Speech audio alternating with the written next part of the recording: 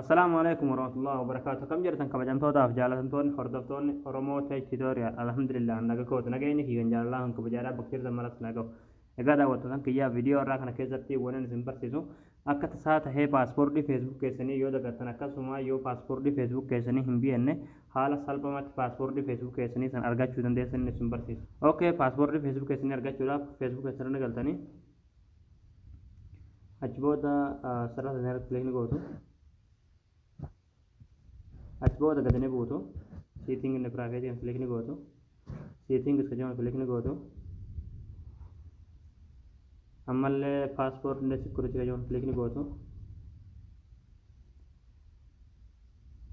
ammallee as gaditti jechuudha asirra gad dhuftanii change passport ka jaman kilikni gootu achi booda haala kanaan isinii fida amma wanti gochuu qabdan jechuudha forget passport ka jaman kilik gootu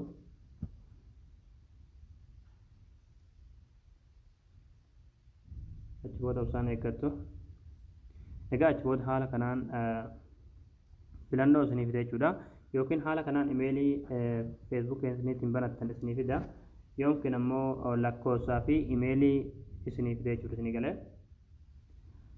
yoo imeelii suni kan jawwaala keessan irratti dalaguutti jiraate tahe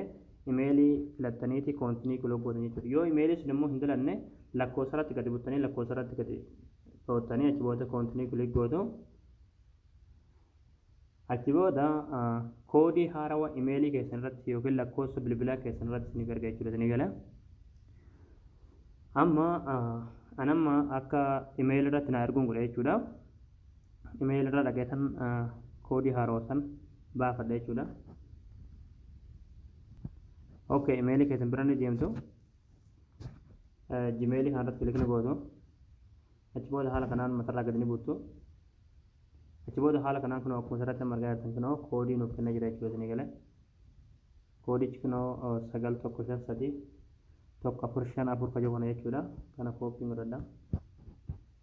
kooppii haala kanaan yeroo godhatan jechuudha Facebook keessan irra dhuftanii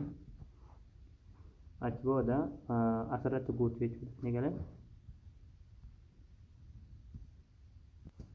achi booda continue click gootu achi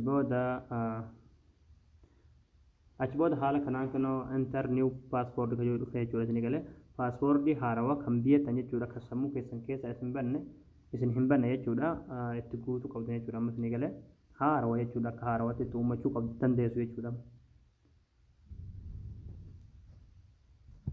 egaa nama kanoo paaspoortii haarawatti guutadhee kan jira jechuudha isinii galee yeroo paaspoortii haarawatti naqatan amma isin waalii next click gootu jechuudha isinii galee achi booda haala kanaan isinii fida yeroo haala kanaan isinii fide continue click gootu amma kalas paaspoortii